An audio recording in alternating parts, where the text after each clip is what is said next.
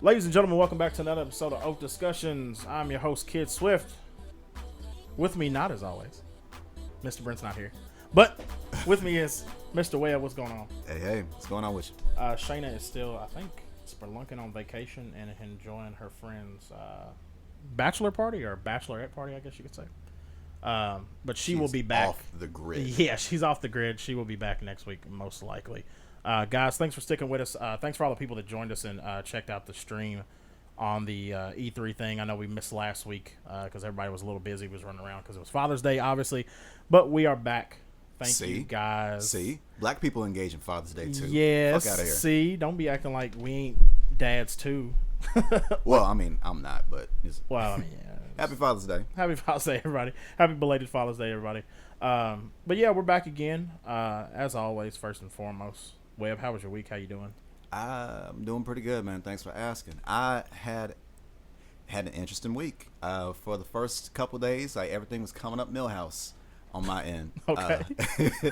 I celebrated a 2-year anniversary with my wife. Yeah, nice. This Tuesday. Congratulations. Thank you. Yeah. When I was at work, I was just chilling on one of my breaks, and I just happened to see someone that was getting an interview for a job. Okay. And it was the woman who fired me from my job last year. Wow, that's crazy. So, okay, that's some... I shouldn't be petty to bring this up on the podcast, but at the same... it's interesting, though. It is. It is very interesting. So, yeah, I got fired. I didn't say that last time when I first came back on episode 50. Right. Yeah, it's at the same time, I just completely spaced out on my phone until I just happened to pass by her while she was getting interviewed. And it didn't register until the last second when I saw her, and she was cheesing.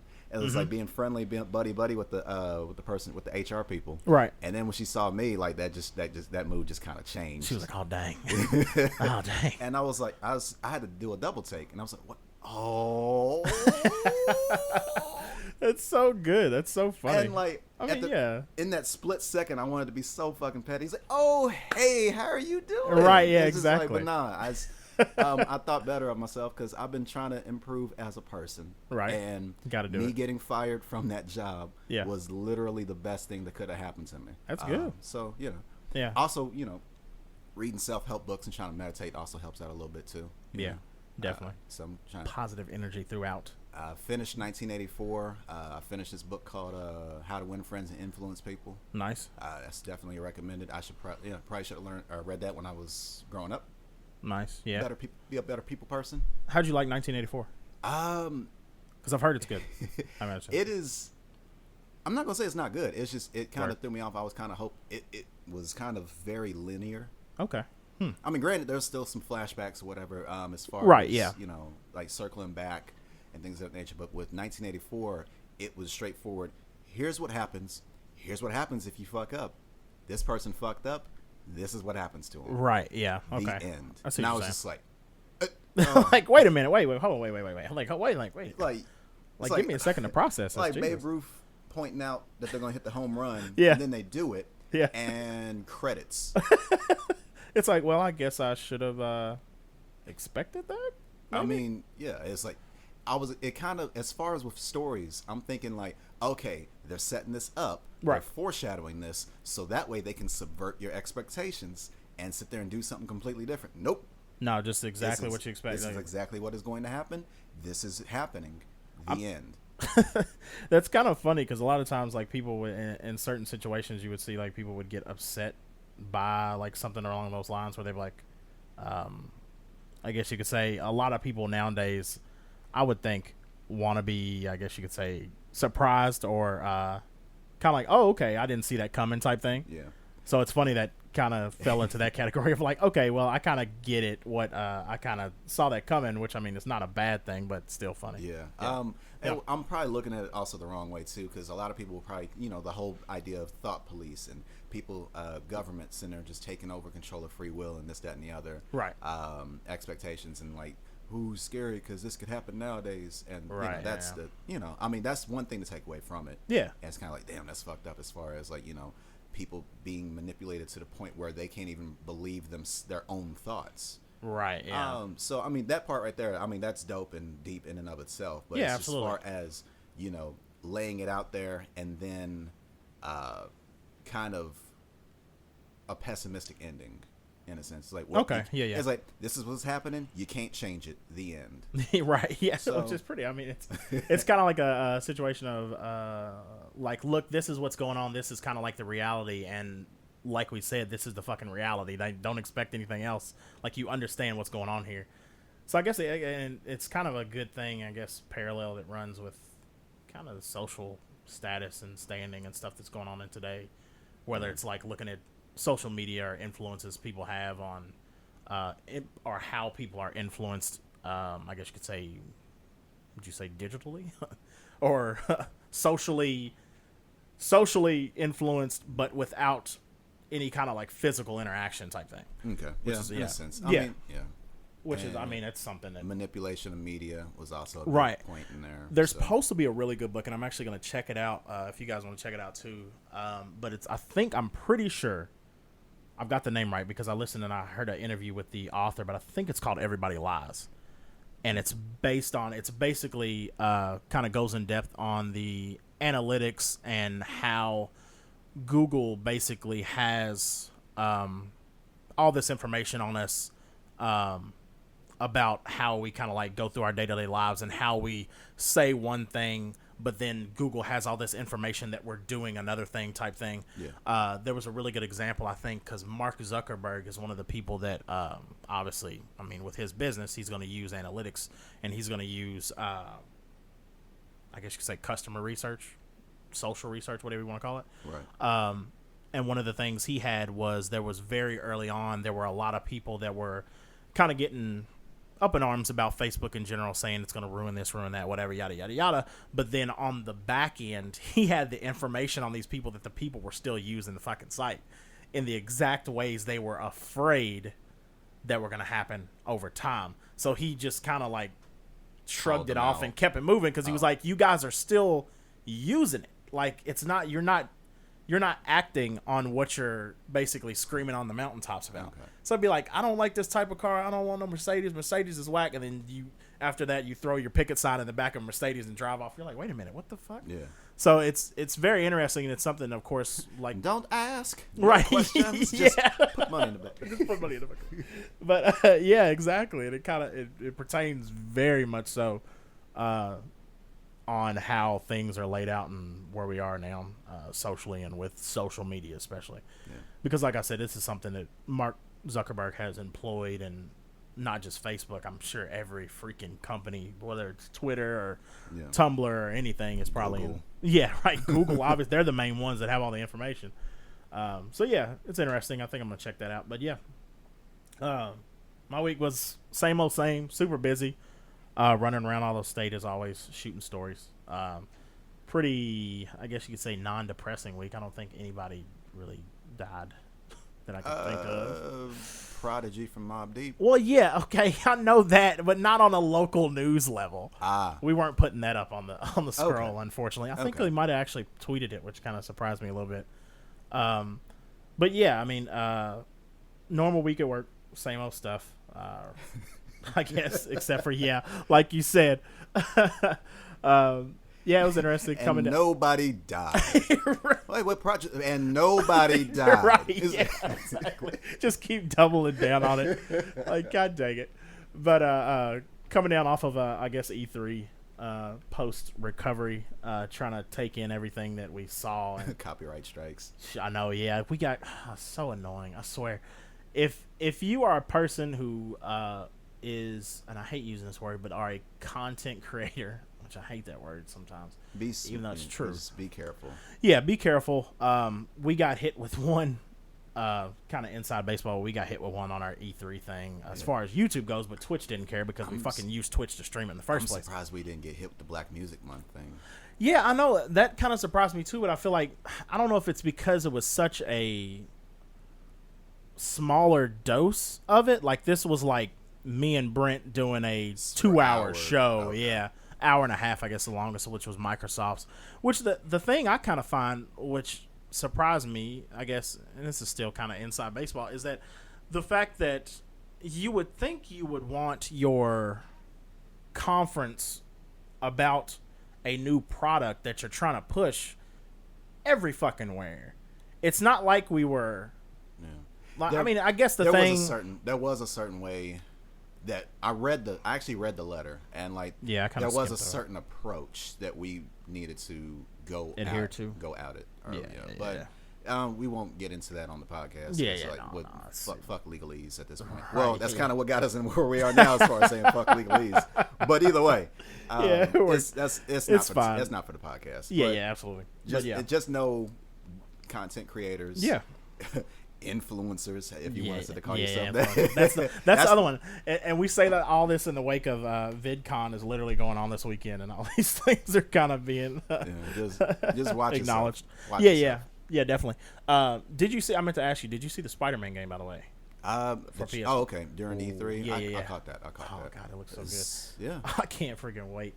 I think we're pretty far off from it, but I'm excited for that one. And there's a bunch of other stuff that's coming down the pike that super excited for. But we will see. Other than that, like I said, same old saying, but from that we will move on. Now, the first thing, I guess you could say one of the other things that we dealt with this week in particular, and then I guess the week before, I got my weeks all messed up, is kind of the music that I've been checking out. A lot of stuff that I've had in rotation pretty consistently. And that's 2 Chainz, SZA's new album. I listened to the new Young Thug, which I never thought I'd say that. I know, right? Yeah, I know. It's funny, yeah. And let me see. I haven't listened to Big Boys yet, and there was a couple other ones that I missed. Okay. I got a chance to listen to Big Boy. Okay, so you said you've heard Big Boys, you've heard 2 Chainz, you've heard SZA's. I didn't hear 2 Chainz just yet. Okay, that was on my to listen to. Thug was, believe it or not, going to be on my to listen. Right? Yeah. So SZA, Big Boy. I forgot I listened to SZA. Yeah. Big Boy, Gorillaz, DJ Okay, yeah, Khaled. that's right. That's the other one. And Phoenix. That was the other one that I listened to too. Okay. Which I fucking love their band. They're really good.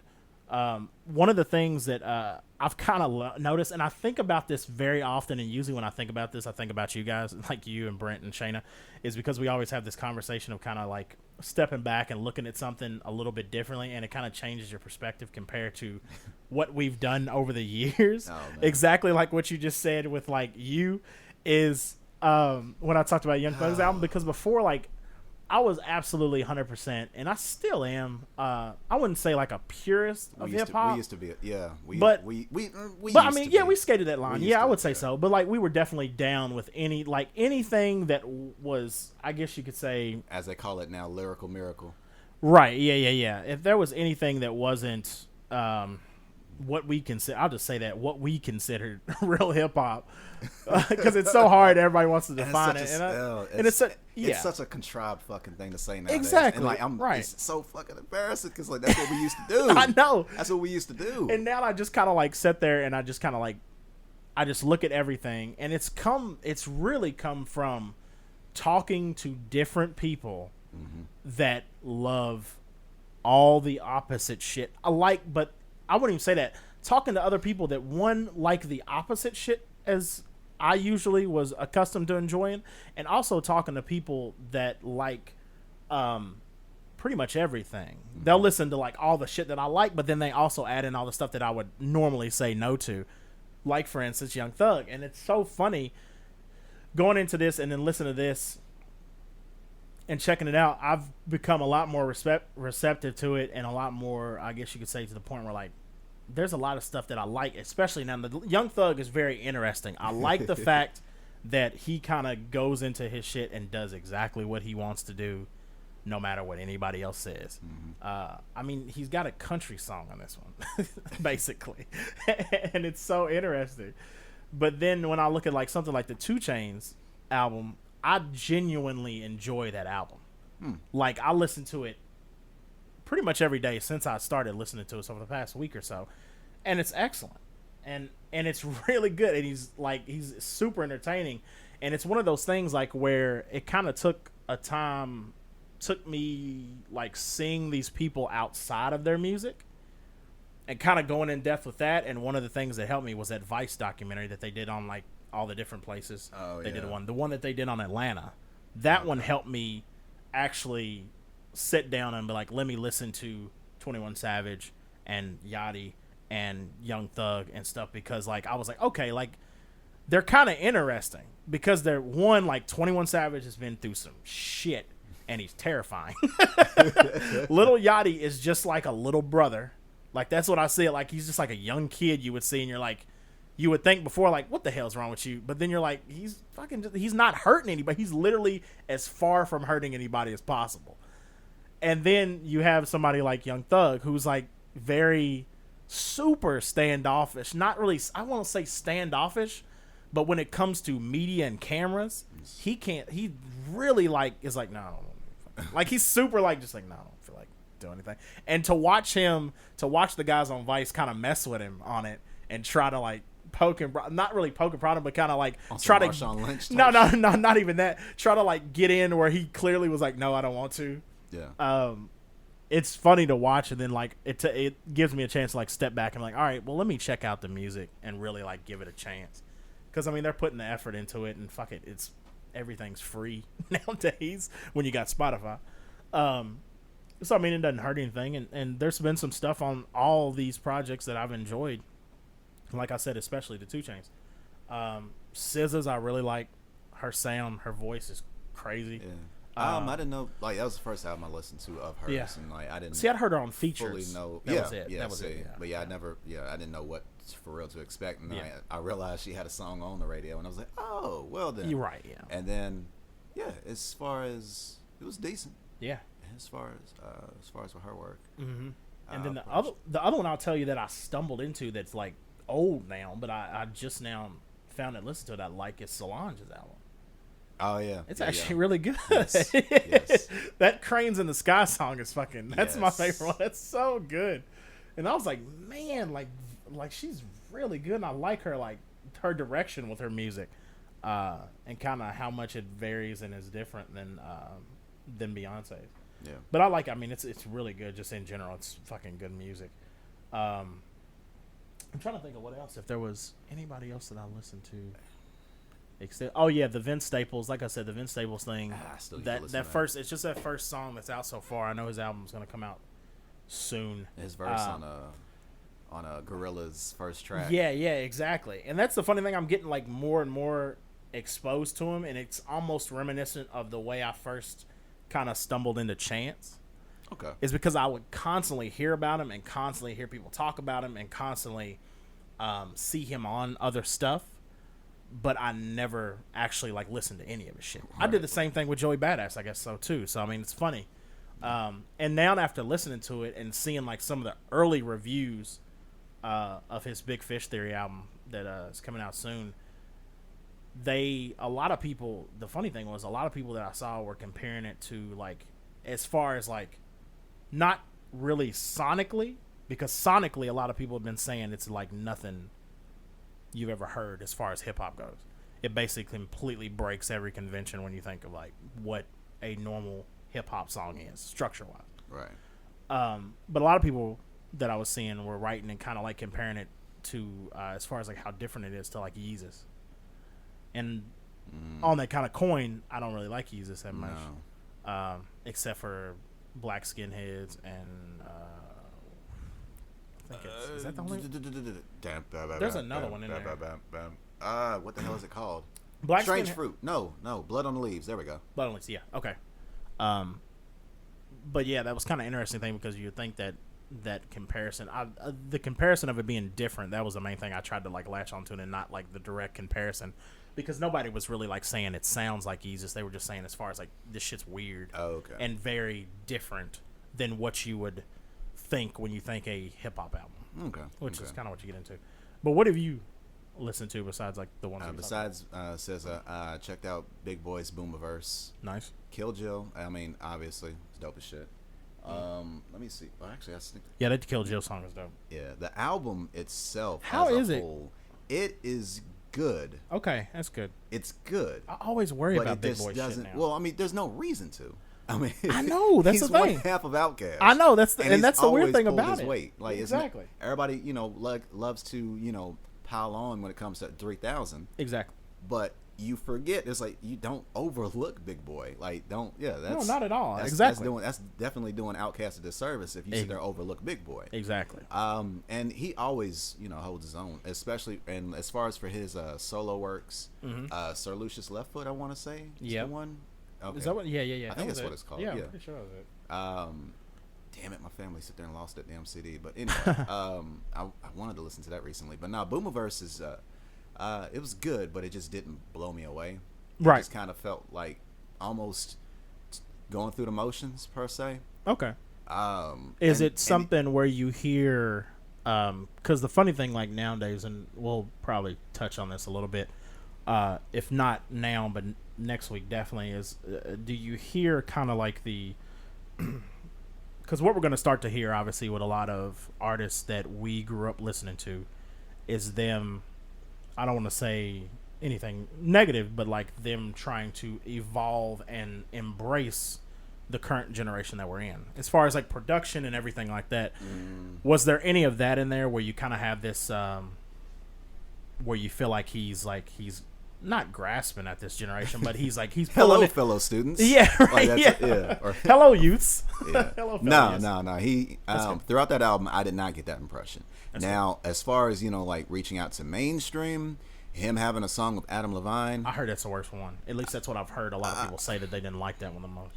It's not awful. Okay. But it sticks out like a sore thumb compared to the rest of that album. It's just like super commercial. This could have been done. I mean, like this could have been put elsewhere. This could have been put somewhere else, or this could have been a one-off on its own. Yeah, right. Yeah, exactly. It's not. I mean, if in and of itself, if it was on Maroon 5's album, right? Yeah, then it's like the other side of the coin. If it was on, if like the roles were reversed and it was Maroon 5's song with Big Boy on it, right? Then okay, maybe. Yeah, maybe. Okay. Yeah, but as on his album, it sticks out like a sore thumb. By comparison to the other, my bad. No, you're good. By comparison to the other rap songs on it, it just like sticks out. Yeah, sure. It was dope to see. It was good to see Big Boy and Killer Mike reunited. Yeah, I know. That's always for them to hash out their differences. Yeah, exactly. And Killer Mike, it was making up time for it. Like he was on a couple. He was on several tracks. That's what I heard. I heard he was on a lot of them, which is good. I mean, old Purple Ribbon Brigade days. Yeah. Currency was on the track, man. Really? Nice. Yes. Nice. And it was that was a pleasant surprise. Nice. What else? What other notes? Now, there's one trick. This one trick was sitting there trying to tell me about this Big Boy album.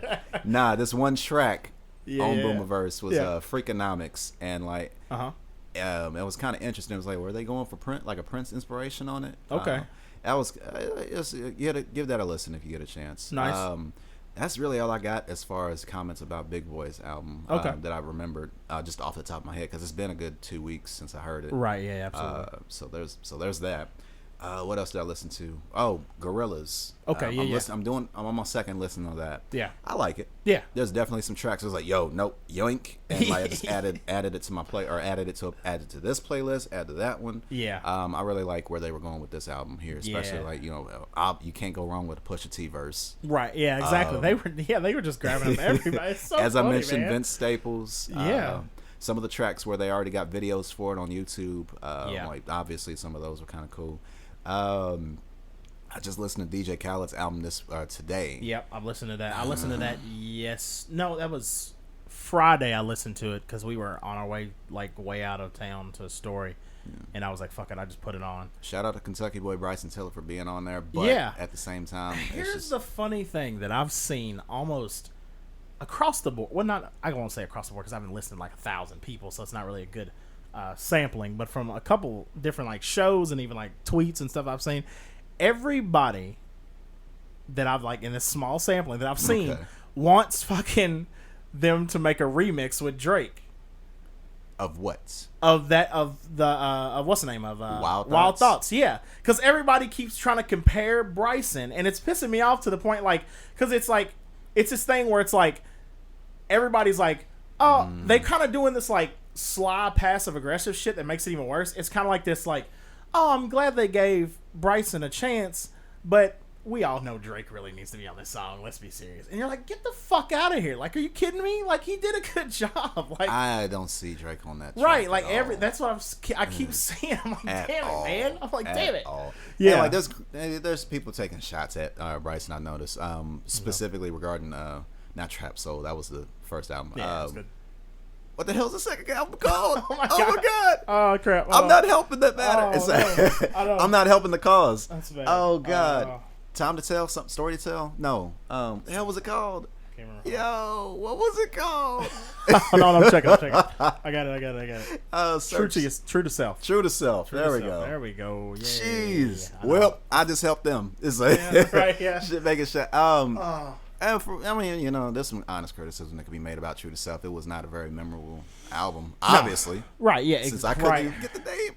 You don't have like a don't on there. And there's a couple of Exchange. Yeah, Exchange or the one with the Street Fighters. Oh god, that was so good.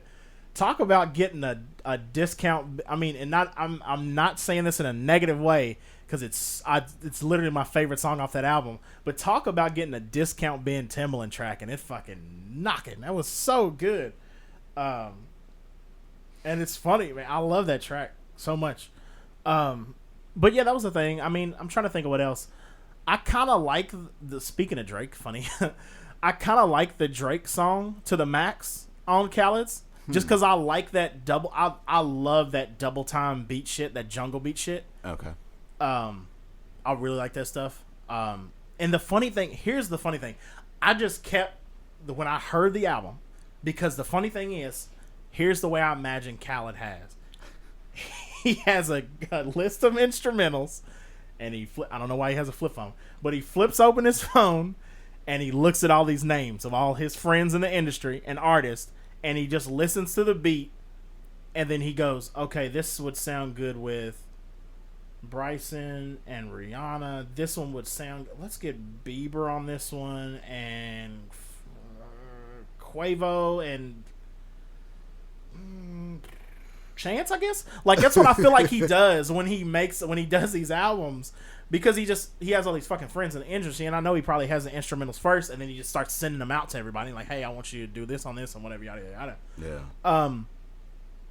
All I could keep doing with his album was I kept shifting characters around like it was a play and it was different scenes. Like, to me, it made way more sense to put Chance on the fucking Jungle Beat track, because that's like that Chicago, I don't know what's called. What's it called? Fast step shit. I can't fucking. What's that dance called? What's that called? So you guys are rappers? I know, right? Yeah, I know. I can't think of what it's called. Anyways, that I feel like that would have fit him perfect. Even if he was featured on there with Drake, cool, whatever. Put him on there, because his verse with the Bieber song is fine, whatever, cool. And that ABC shit. Granted, granted, he's rapping about his daughter and all that. But exactly, it's just for him to do that alphabet bit. Right. Like, And then the funny thing I've seen too, and I agree with it. Everybody's been like, Nas' song. Bro. Yeah, they've been like, Travis Scott and Nas should never be in the same fucking state again. Because I did not. That was one. How do you go from Nas' album Done? Was that what it was called on the last album? Yeah, he said Nas. Yeah, how you go from Nas' album Done? Yeah, he said Nas' album Done to that shit, and then all of a sudden the song starts and you're like, nope. Fuck. Like, it sounds disjointed. It sounds like you can clearly hear that they weren't together when they recorded it. Because it's so weird. It's not, that was the first. What was it? The chorus that sounded off. Yeah, exactly. It was offbeat. Travis was offbeat on that hook, and that was one of the first ones I remember when it got to that song. That was one of the ones I got like halfway through the song and I changed it, because I was like, I can't do this. I don't know why I fought through it. It's like I tried so listening to the whole album. Because the thing is, when I heard, I knew not the thing. I remember looking with a friend of mine that I work with. He was like reading me off all the people that was on the album. And I was like, Jesus Christ! Like, are you kidding me? I was like, how's he making any money on this? He's gonna pay all these people, doesn't he? So like, I was like, he said like Nas was on there. He said like Jadakiss is on there, and I'm like, oh shit, like okay. And he said, but then he was like reading like who they were with, and I was like, that's weird. It seems like Khaled's like, I'm gonna team up old school guy with new school guy, old school guy with new school guy. Well, Billy Ocean ended up having Fat Joe and Raekwon together. That was decent. Yeah, exactly. That was actually decent. Out, and that's not the hip hop elitist bullshit coming back no, up either. No, yeah. That's not even that. No, that just It's just funny. Yeah. Hell, if anything, they probably straight up for real linked up together. It was like, yo, what's That's what it seemed like. Yeah. And knowing Raekwon, you remember that fucking documentary we watched? Oh, it was like the rappers, and it's like when you try to freestyle, just dead off niggas trying to. It was like, yo, it's like, wait a minute, hold on. It's like, hold on. Everybody clear. He just already had, he was already ready to go. It's just, you could just tell. Yeah. You can tell that they had some, like, as far as, I wasn't expecting that kind of chemistry together. Right. I don't think I've ever remember Fat Joe doing anything with Wu-Tang to my knowledge, to my memory. I could be wrong. We have Google. Right. But I'm not going to bother. I feel like, exactly. I feel like it would be super old shit, like back in like early 90s or something. They did something maybe. That'd be the only thing. On some Queens, what's the name shit? Some Bronx Queen shit.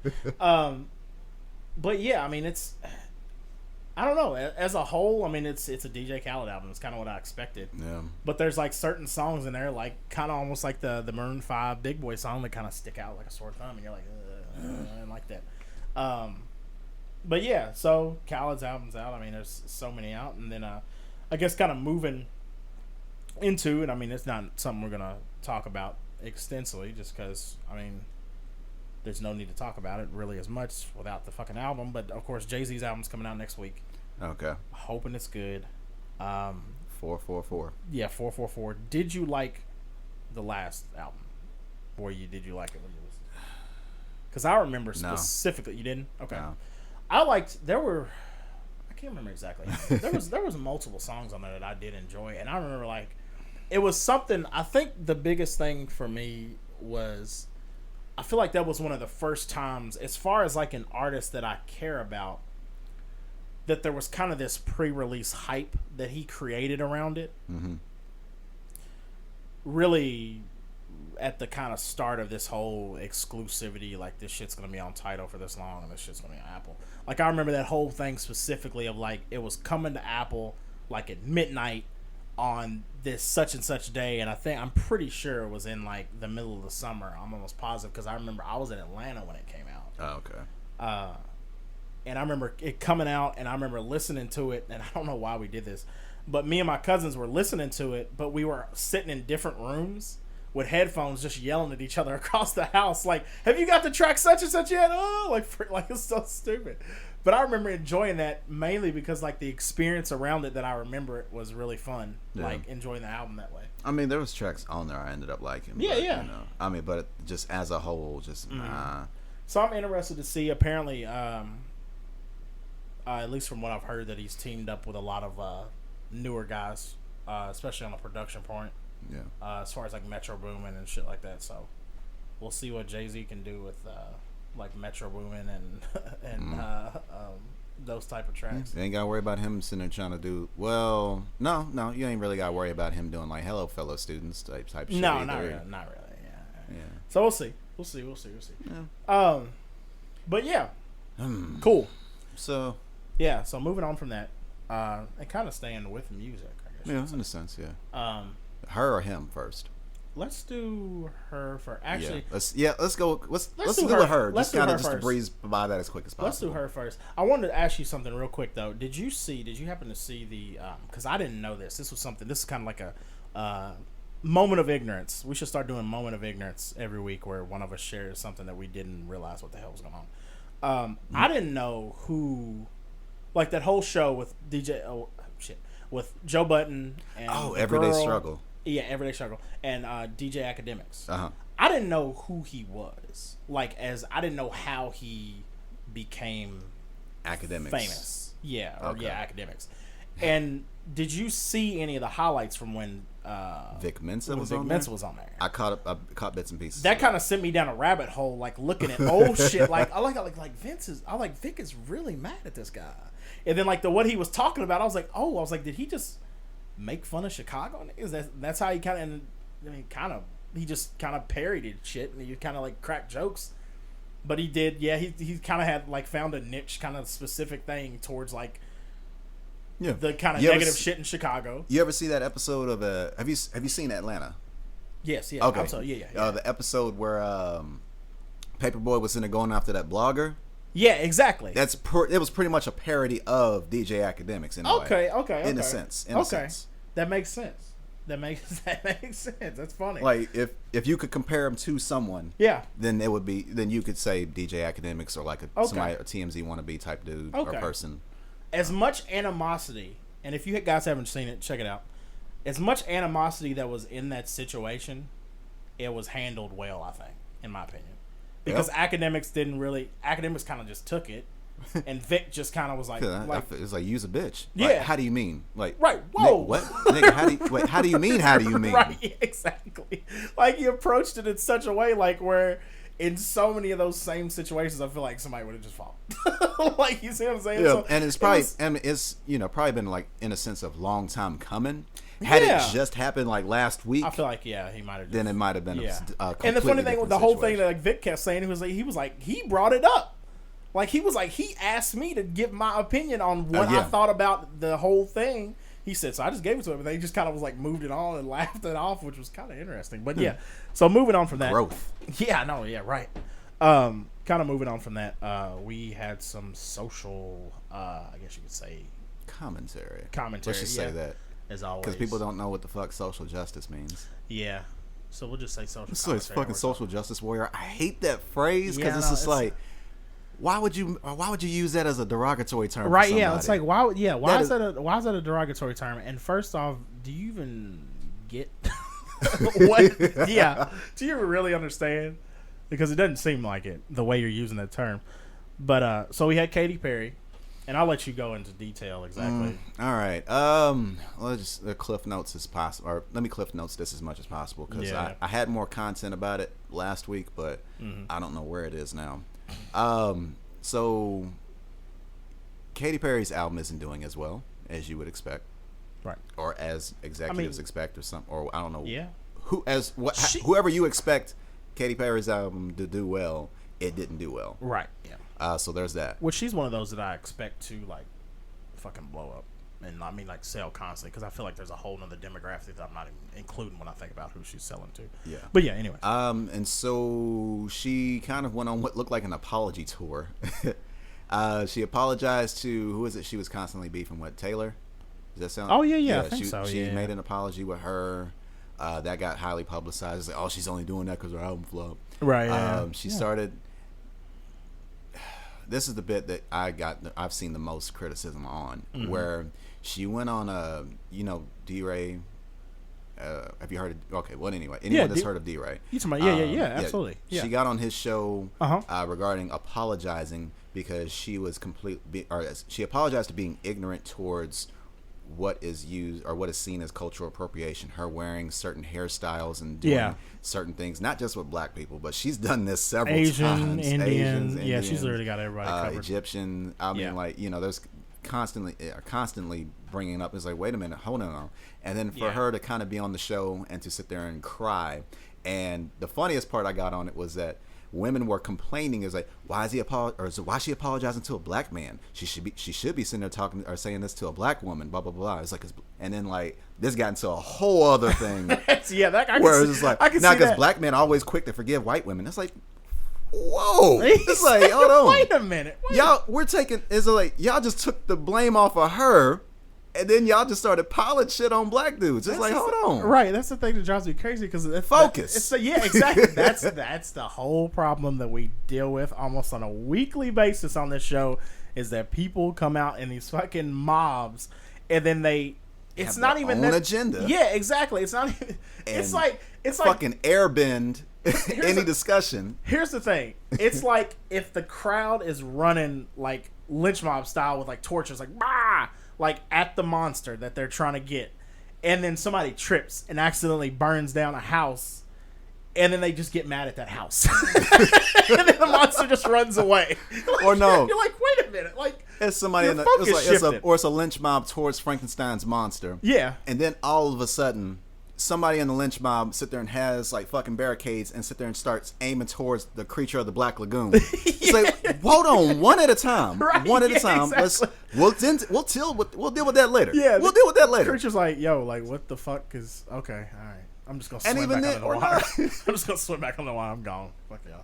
You can't catch me. So stupid. So it's funny. Yeah. It's funny as far as her to get that backlash, as far as you Right. know, like the cultural appropriation, because Yeah. in a sense, it's actually kind of been a long time coming, Oh yeah. She's it's- gotten kind of by with it for a while. and it came to a head recently. Yeah. Especially, you know, like that song with Migos is trash.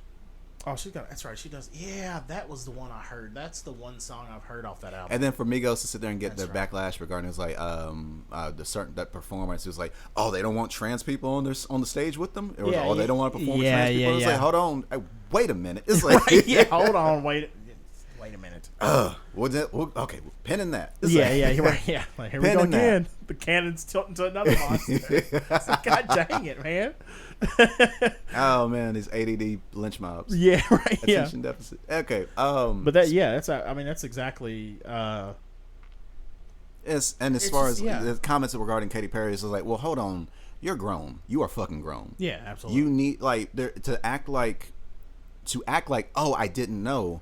I feel so bad that no one taught me. Nigga, there's internet. Yeah, exactly. Nigga, you are doing shows all around the world. Exactly. There is no way That's- that you should be this ignorant of things that are of like.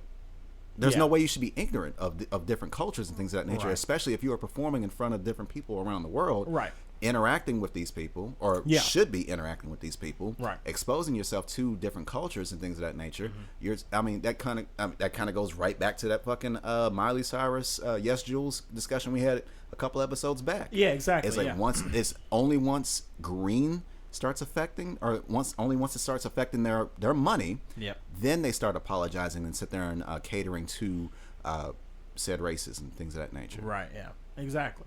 And that's the kind of funny thing. And I know like a lot of I guess famous people, whatever, famous artists, whatever, have this kind of like imaginary fucking buffer around them of like all these like publicists and fucking people that surround them before they get to a certain person. They're not just like wandering around through the streets or whatever, and kind of being able to get into real unfiltered social interactions with multiple different people and different backgrounds. But still, like you said, Right.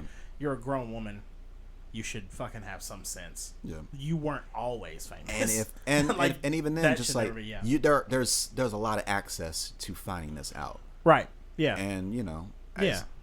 there's no way you don't know this, or there's no Yeah. way you cannot find this shit out. Yeah. All right, don't expect people to hold your hand on these matters if you can't even be asked to do that information or to dig that information up yourself. Right. Exactly. And like, you know, in the way she kind of worded it, it was kind of like, please hold my hand as I find ways to be more sensitive towards other cultures. And it's like, no, because that's just kind of like I've noticed that a lot of people that get into trouble and then they try to do that shit, it's kind of this like kind of sly way to like pass the buck type shit Yeah. off on the people that are mad at you in the first place. or that bullshit ass, I'm sorry if I offended you. That's not a fucking sorry. Right, That's not. exactly. No, No, it's not a it's not. sorry. Say you're Exactly. fucking sorry. Right. Yeah. I'm sorry if the things that I said offended you. Exactly. It's like- that's the thing. It drives I'm me sorry that words came out of my mouth that I felt were cool to use. Right. And somehow, some way, you felt hurt by them. Right. I can't understand why I lack the fucking empathy and Yeah. perspective to find out why you felt that way. Right. But either way, here's my condolences to your feelings. Like, shut the fuck up with that. Yeah, exactly. It's like, no, that's not.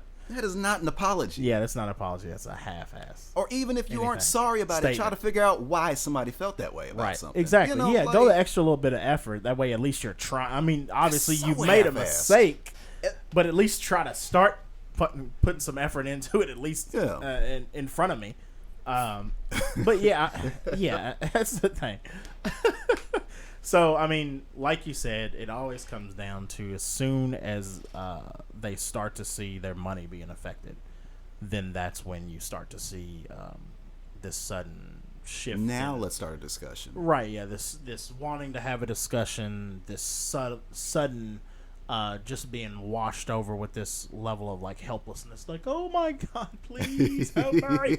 And you're like, dude, get off me. Stop touching me. So yeah. So moving on from that. Okay. Now that we're done with her, we'll go on to another, him. To him, yeah. To Question him. mark asterisk. I mean, well, no, it's not really on him. No, it's at all. It's not him at all. It's on someone who chose to go at him, and we of course are talking about Bruno Mars. All right. What you got? Well, let me go ahead and read. I found this is the most recent that I came across this weekend. And I was like, yo, this is perfect. All right. So here's this chick on Twitter. And it's like, I really need y'all to stop with this Bruno Mars praise and be more critical about the ways we understand appropriation. Ooh. And she goes on a long tirade about Bruno Mars. Okay, now, first and foremost, before we get into it a little bit more, what is her race? She is black. Okay. I mean, I don't know why I had the question. I don't know why I said it in such a quizzical way. Right. She is black. She is black. She's black. She's black. And she okay. Let me go through the highlights of it. Bruno Mars is not identified as black. Let's get that clear at the outset. No one really thought that, but sure, whatever. All right. He is a non-black person of color who has recently decided that singing funk music is economically productive. These claims that Bruno Mars is bringing funk back are erasive to black funk artists who pioneered the tradition. Funk never left. Yes, he gives credit to funk artists on occasion. He also has a primarily white audience which has no memory or care for black artists. In Bruno's case, bringing funk back essentially means funk was a black thing and now I gave it to white people. That's appropriation. I need us to stop relaxing our critical lenses to anti-blackness and appropriation when it is a non-black POC or person of color harming us. The Bruno Mars praise is also patriarchal because some of y'all were giving Eminem, Justin Timberlake, and Robin Thicke passes too. Stop it. Taking our shit and repackaging it for white people is not innovation. Even if these non-black people sing well, it's appropriation. Period. Listen, you can like Bruno Mars' music and still be critical about how his role in the industry erases black people, then and now. And it kind of goes off further, and no, fuck all that. All right. Jesus. So it's a lot. This is the first time where a black woman sit there and kind of throw something out there, and everyone else was just kind of like, Nah, sister. Yeah. Black Twitter was actually was not was not up in arms about the comment. Yeah. They were kind of going like, sit down. Yeah, that's like it's like here it is. She is the vocal version of the cannon in our lynch mob. Everybody's rushing towards whatever topic the day was on, and she's like, "What about the creature from the Black Lagoon?" It's like, baby, he's like, bitch. And the Black Lagoon's like, what the? Thanks to this is irrigation. What are you talking about? Right, yeah, exactly. This dude's contributing. What you mean? It's like trying to figure out what is. She just yells it out, and everybody's trying to figure. What the hell? Who said that? Who the fuck said that? But damn it! All right, baby. Like, wait. This is right. The creature from the Black Lagoon is causing problems for our community. Bitch, our community is landlocked. What do you mean? Yeah, exactly. Wrong place. You're talking about the wrong kind of monster. Right. And so let me nitpick as far as like what she's going through here. Right. Bruno Mars does not identify as black. Let's get that clear at the outset. No one said that shit. Exactly. I feel like no one said that. Feels like a personal perspective thing. Like she's looking at him perform this music and be like, he thinks he's black. He said he was black, didn't he? Wait, damn it. You're like, no, nobody said that. Like, he never said that. Well, he didn't say it either. It's like, he didn't say no either. Okay, all right. Correct. He didn't say he was black. Like, right. He didn't say he was black. Correct. He didn't say he was black. Right. But he didn't say he was. Yes. It's like, all right. So you know what? He is a non-black person of color who has recently decided that singing funk music is economically productive. What? You mean somebody that decided to perform and do music is getting money? Getting money from it. Right. Right. What's happened to real art? Right. It's so stupid. Like, if the thing was, here's the thing, which takes that and just chucks it in the wind.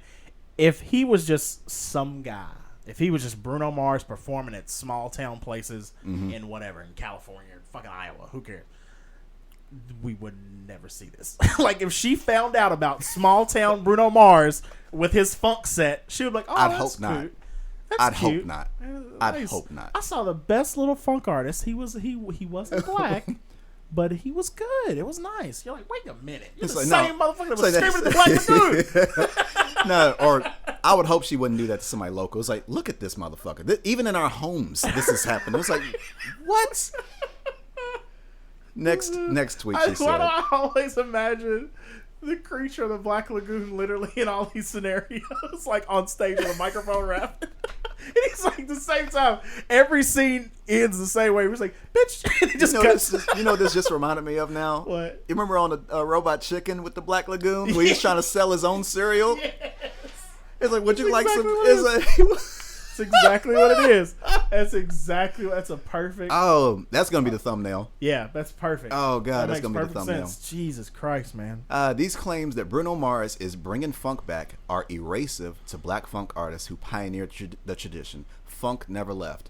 No one, absolutely no one said this. Yeah, exactly. That was my thing. That And to was say surprising about that. erasive of black funk music, that does not take away from anything that these artists like Parliament or George Clinton, Yeah, that was my thing. or any of those artists. That takes nothing away if someone wanted to come back and sit there and just kind of give a, lack of better words, a revival of that. Right, yeah.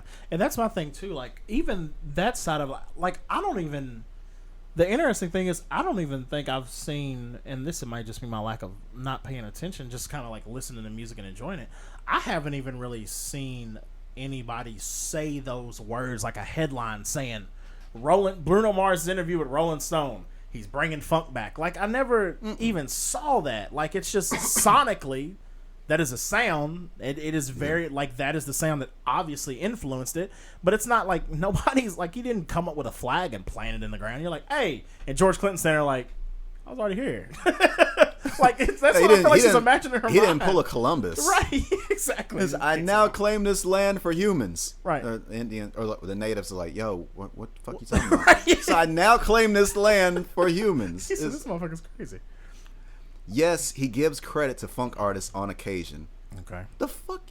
Right. He also has a primarily white audience which has no memory or care for black artists. Well, now that he's giving credit to said artists, Right. which he has Don't you never think not they done, would be able to... and they would now be able to look, oh, so that's what that's who he was Right. inspired by? You go back and Let listen to me old find George this. Clinton shit. Yeah, and Yeah. they do that shit. Yeah, exactly. They do that Absolutely. shit. And, I've you know, seen it happen. and for her to sit there and it's like, he gives credit in quotations. Bitch, either he did it or he didn't. Right, exactly. So... Here's the thing I wonder too, and I mean, I don't know how much this really matters, but I'm just trying to. It's I one wonder of if those things anybody's where you're- upset that we're sitting there calling her a bitch. Probably so, but Fuck I it. don't She's a care. bitch. She's an asshole. It's fucking ridiculous. I'll be problematic today. Right, yeah, exactly. One of the things that I'm trying to figure out is, and I don't know if it really means much, but the thing, whenever I hear this, because it seems so outlandish and just out of left field, like the lady yelling at the Black Lagoon creature when you're trying to get Frankenstein. you first, at least in that situation, you can turn around, look at her, and be like, all right, you're this, that, and you can kind of be like, I'm trying to understand what the hell you're trying to do right now. I wonder what her age demographic is. Is she our age, or is she an older woman? Like, because the thing is, there's some elements in there where I feel like she could be an older woman grew up listening to. You see what I'm saying? Like that angle. Looks older than us. She kind of looks older than us. So I'm like, that's what I was trying to do. I'm trying to apply these different sensibilities to it. Like, did she grow up listening to Parliament and George Clinton and is mad about somebody basically getting influence from that sound and then having success with it now? Like, I'm trying to understand what the hell is going on in her brain, basically, because it doesn't make sense to me. No. Because, like, even, like, I've seen my parents, they love Bruno Mars. Right. Because that sound sonically reminds them of the music that they fell in love with and used to love when they were younger. Yeah. And he does, and it's not like he's doing it poorly. Right. He's doing it well. Hell, funk. Very well. Hell, like New Jack Swing. Yeah, sense, it's very, like, it's great. And it's one of those things where it's it's done well, and it's something that like is harkening back to even shit when we were growing up, obviously. And it sounds good, and it's good quality, and it's something you can turn on the radio as little as I do now. Is you can turn on the radio today and hear something of that level, quality, and basically that sound, and you're like, whoa, like, all right, this is kind of weird. And this is a new song, like, it's crazy. Yeah. So I don't understand where she's. I don't understand where she's coming from. It's just there's certain. It's like it's weird. There's certain people that just want to make a. They want to cause a riot. Yeah. Over some shit that shouldn't. That needs to be redirected elsewhere. Right. Like she's getting upset about white people being into Bruno Mars's music. Well, which is it? Or do you accuse him of cultural appropriation because he is a person that is not black?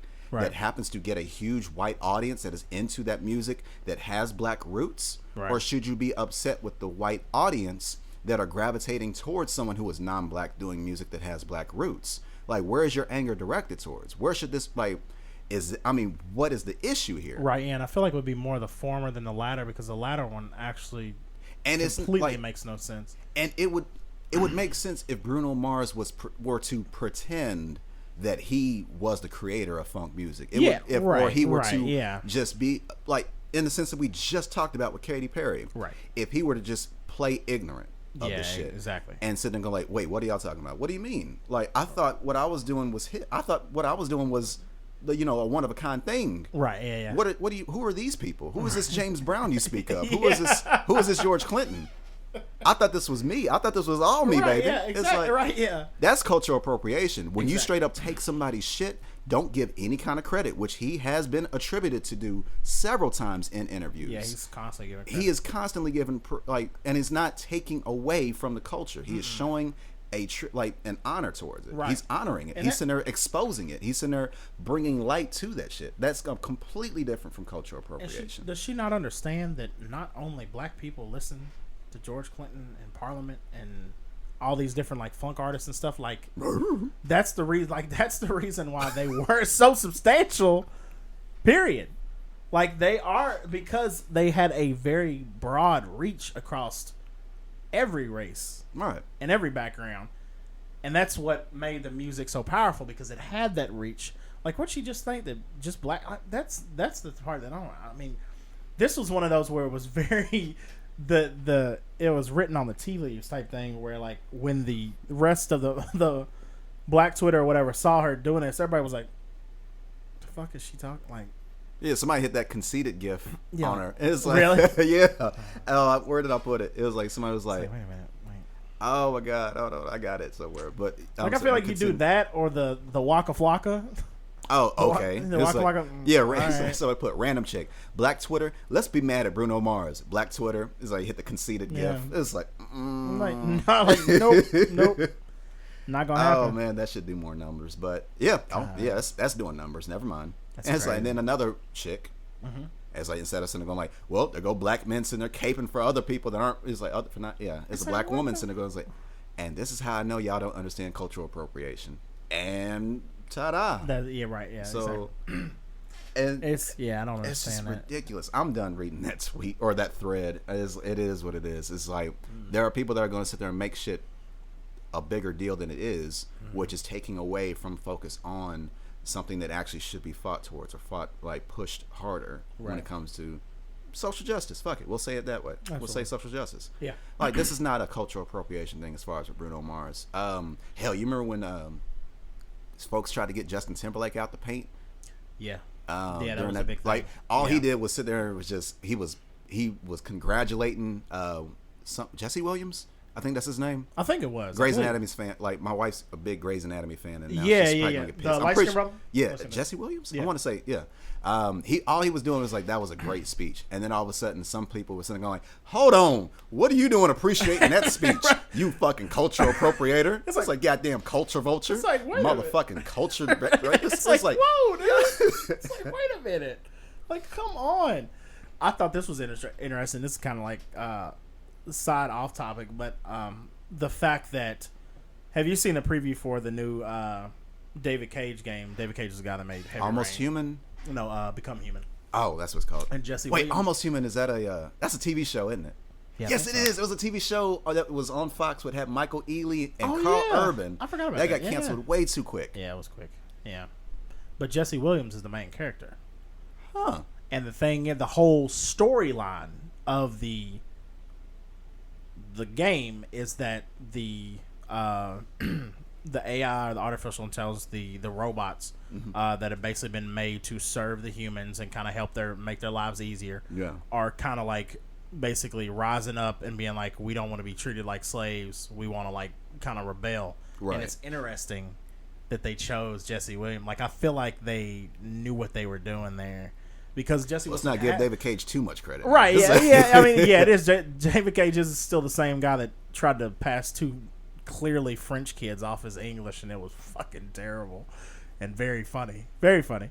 But, yeah, it's just funny. It's interesting. I think it's a good choice as far as, like, because he's a good actor. Besides all the social justice stuff and all the speaking out on different issues and everything, he's a good actor, period. So, yeah, I thought that was just interesting. But yeah, I mean, I swear. I mean, you want to get into another topic in regards to the theft? Yeah. What you got? All right, let me pull this up because I sent this to the group chat, and yeah. Where'd it go? Where'd I put it? Is it in 1996? Okay. Yep. There was a tweet. No, I'm sorry. No, there were no tweets in 1996. That'd be hilarious.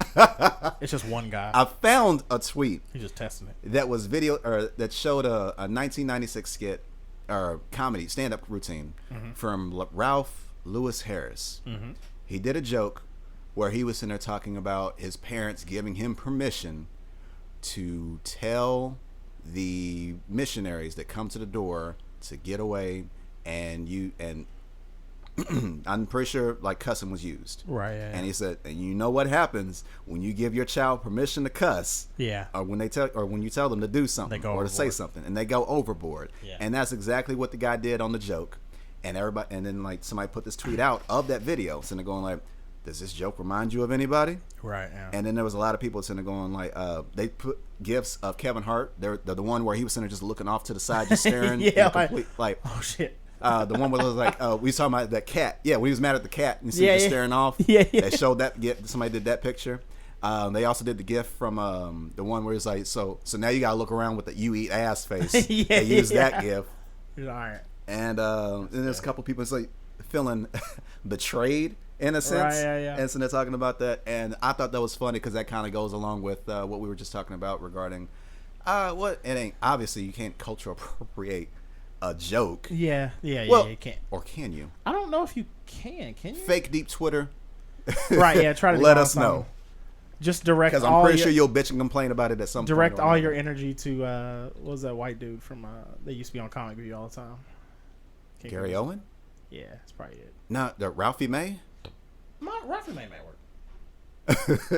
work. So what are your thoughts regarding this joke surfacing out of like 21 years after the fact? Right, yeah. Or this video surfacing 21 years after the fact? It's one of those things where I feel like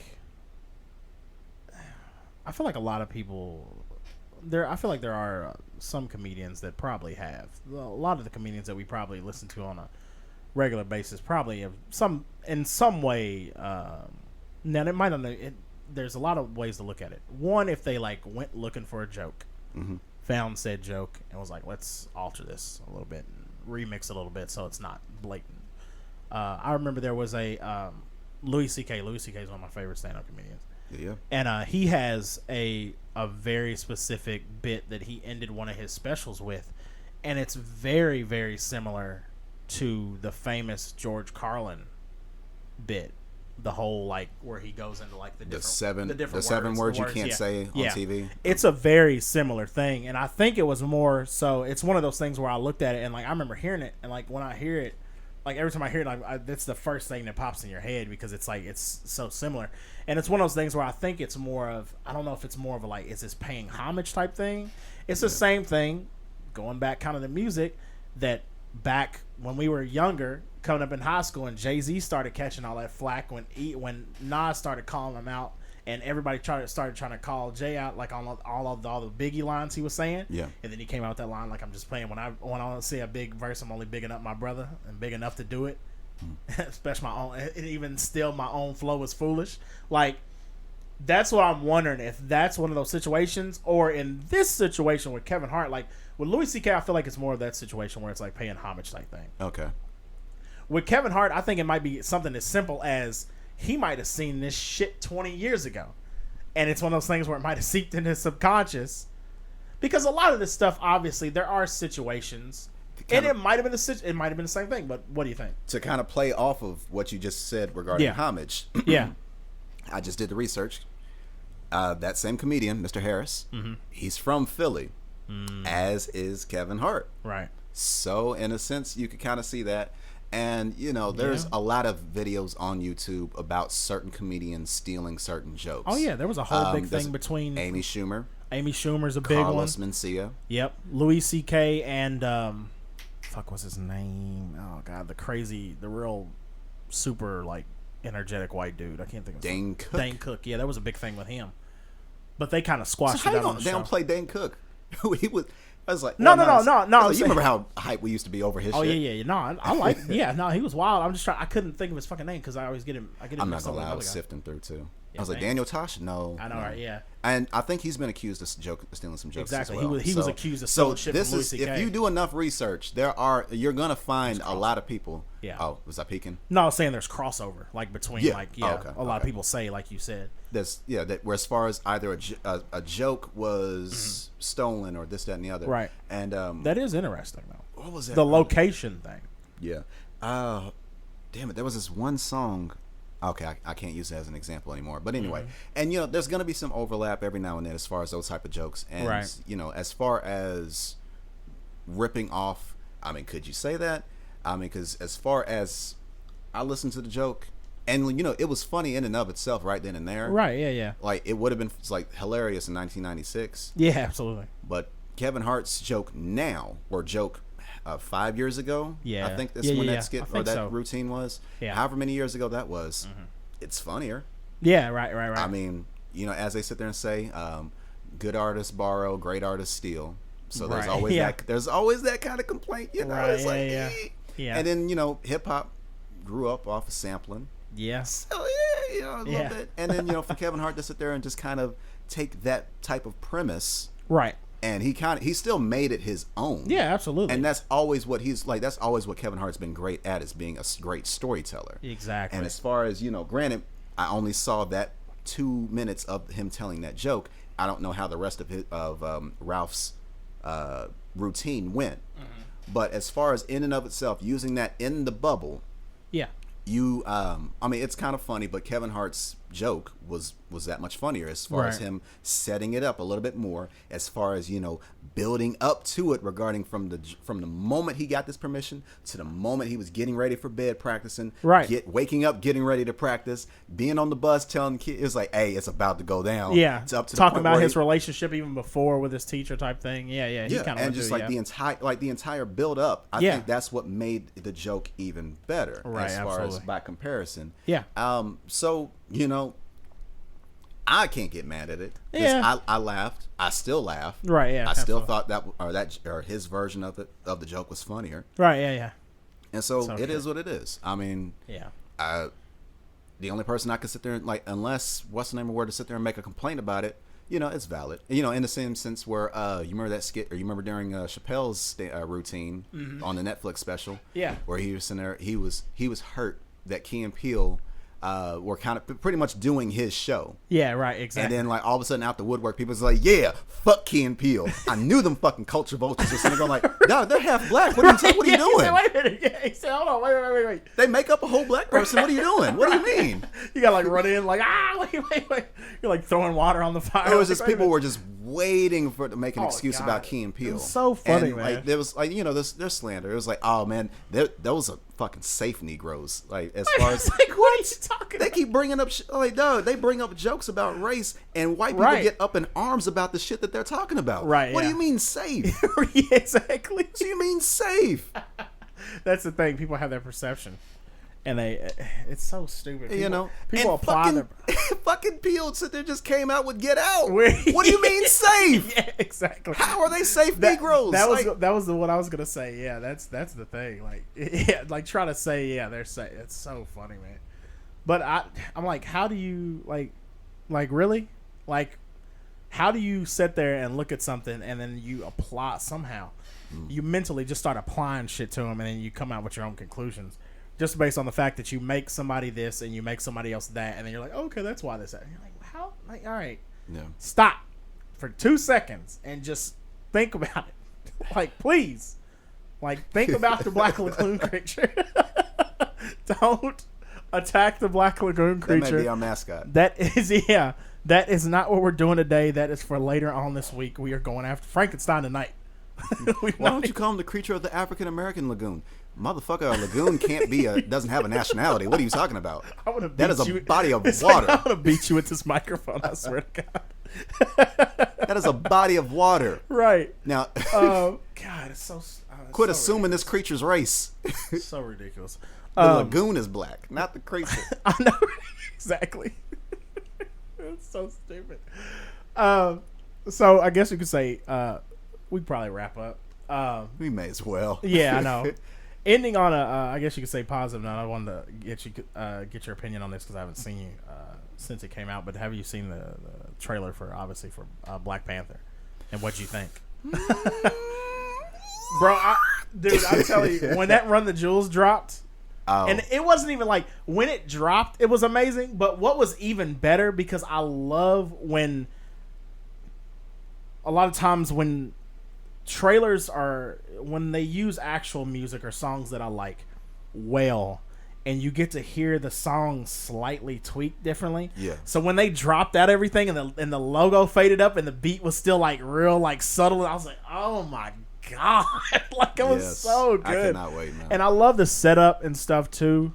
Like with the whole like starting off with what's the name, talking to, what is his name, the FBI agent? Everett Ross. Yeah, Everett Ross. Yeah, talking to him about like, have you ever heard of Wakanda? And I was like, that's so good, like that whole thing. And he's like, yes, third world. So wait a minute, they're gonna start the trailer off with white people, right? That was so good. They're gonna start the Black Panther trailer with white people talking about black people, and then all of a sudden it pans over and they're watching. They're like, oh, okay. And just to see fucking, it's like, yo, it's like just this all-star. Right, like fucking all-star weekend at Marvel. It's yeah, like right, for black actors. It's like one of the best casts I've seen. Like, oh my goodness, I mean, it was excellent. You got Michonne, you have Lupita Nyong'o. Yeah, I mean everybody's in there. Yeah, and right. Michael B. Jordan looked dope as fuck as far as him being the villain. He did. Daniel and even Daniel Kaluuya from Black Mirror or Get Out. Yep, he was in there. It's a blink and you miss it, but he's in there. That's right. Yeah, and Forrest Whitaker, yep. Angela Bassett. Yeah, that was the one that threw me off. Why does she look like she's getting younger every movie? Yeah, like the older she gets, the younger she looks. Yeah, I don't understand. Shit that. Is wild. What's the name's armor looked almost like Cap's. It kind of had the same, like a bunch of people were like, "Wait a minute, like is that Captain America's armor?" Everybody was freaking out, and but yeah, man. I mean, it looks like it's. I mean, hopefully we'll wait and see, but I mean, it looks like it's gonna be good. I love that whole like you said, the whole setup where he's like, "Yeah, it's third world country, whatever." He said, "It's all front, bro." Like you don't understand what's going on in Wakanda, man. Like Wakanda's been all this shit you see flying around and all these weapons and stuff. All that shit comes from Wakanda, like Cap, Shield, Iron Man. That's the funny thing. I wonder if they're gonna go into it even like if he's gonna go into it deeper. Which that would be interesting if that conversation has a little bit more embellishment to it. Yeah, and like, kind of like an allegory for. Where do you think Tony got his armor from? Where do you think Cap got his shield from? Like kind of that shit. Iron Man didn't. Well, yeah. Iron Man's armor wasn't vibranium. Ultron's was. Yeah, Ultron's. Because Claw went to Wakanda and stole. Yeah, that whole part. I love that part. We had that argument where it's like Iron Man and Hulk were fighting in an African city, which is in South Africa, which I knew for a fact was South Africa. Yeah. But then everybody was sitting there going like, I would have thought Wakanda would look better than that. Motherfucker, no, that ain't Wakanda. Right, exactly. They specifically said South America on the bottom. Yeah, it's South. It's like that's what y'all get for paying attention. So exactly. That's what every African person or every African place just has huts. Like I saw buildings, I assumed it was Wakanda. Right. The whole that, and then the whole the boat part where they were on the boat fighting. Yeah. What's the name? But no, I'm sorry, not to take away. No. No, the trailer is awesome. I can't wait. Yeah. I can't wait for Black History Month. I'm excited. 2018. Yeah, the fact that it's in February too, like it's so. Yeah, that's just. And I love all the memes from Black Twitter. Talking about like what you gonna wear to the premiere, and everybody's got like full dashiki on. So I'm like, yeah, like it's gonna be great, man. Plus, I was in the middle of reading the autobiography of Malcolm X when the trailer first dropped. Nice. That's awesome. So That's I was great. super into it, man. It was like, yes. Shout out to Bozeman though, because he actually has a new movie that it's out. where he takes place. It's not yet. Where he plays Thurgood Marshall. Yes, and it's not even like so check that out. It's not even like a biopic like you thought he was going to do with James Brown or Jackie Robinson. Right. So they're going to have this motherfucker cast for every damn biopic apparently, or every black person. He's going to play every black, black such and such, except for him and Don Cheadle. We'll let Don Cheadle in there too. But now Thurgood Marshall, as far as this particular movie, it's not even a biopic. It's just kind of like it's weird. It's like it's not fiction. It's not I don't want to say it's like historical fiction, but no, it's specifically one of his first cases that he that he took as a lawyer. Right. And it's like and the way he described it was kind of more like a whodunit. Right. Than it was a biopic. Which is dope. I mean, that's a cool take on it. I can't think of any other movie that really kind of played off like that. Right, yeah, because the easy thing would be, like, let's just make a biopic and kind of go through the beats. We know the story. Like, pretty much it's like the story's written. We just have to, like, script it. Right. But no, let's take a specific thing out of it and kind of, like, make it, like, a really meaty, interesting story, which I like that way more. The beginning of the trailer was almost a little too action movie-y. Yeah, I was kind of going like, wait a minute. Where are y'all going with this? Also, he pulls out a gun. Pulls out a pistol. John Woo's like, wait a minute, hold on. Fucking little Jason Bourne like combat, and there's like all these little cuts and there uppercuts and punches, and it's like, wait, huh? Wait a minute, like, hold on, are we pulling like a Sherlock where it's got like that modern tinge to it, but it's like super like this tone is really weird for a Thurgood Marshall biopic, but and then to find out, no, it's not. Yeah. So I was like, okay, well then, I'm down. Yeah. So, as always, guys, thank you so much for tuning in with us and checking us out as we bring to you every week the crazy and news gazette on the on the lynch mob and what they've been up to, running through the hillside searching for monsters, whether it's Frankenstein or our good friend, the creature from the Black Lagoon. We always want to thank you. oakdiscussions@gmail.com is where you can drop us a line, let us know what you think, and drop any topics you want us to talk about, and any comments you have on the show. Facebook.com/group/oakdiscussions is the group. You can actually go to Oak Discussions. You can actually just type in groups, Oak Discussions on Google, and it'll give you everything, which is nice too. But yeah, let us know what you think. Subscribe. All your podcast services, whether it's iTunes, Stitcher, everything, all the above. It will be on there. Google Play, whatever. You can add that and subscribe to the podcast. We appreciate it. Thank you so much for listening. I am Kid Swift. Webb is with me today. Shayna will be back, hopefully, when she comes back from her secret mission. Covert. You mentioned the Twitter. Yeah. At K and Kid Swift on Twitter, and oakdiscussions.com is the site if you want to go directly to that. At Web859 for my Twitter, Web.859 for Instagram. Yep. Trying to work on more progress there. I need to catch back up on the Black Music Month. My apologies to those that were looking forward to it. Or my it's been great so far. It's been awesome. It's been great. Yeah. LL Cool B22 for Brent's social media. Yep. On Twitter. Yep. At Shayna MB for Shayna on Twitter. And of course, I am at K and Kid Swift. My Instagram is GroupBoxGary. I think. Yeah. I forgot because I've changed it a couple times. But yeah, thank you guys so much. We will see you guys next time. We're out here. Peace. Deuces.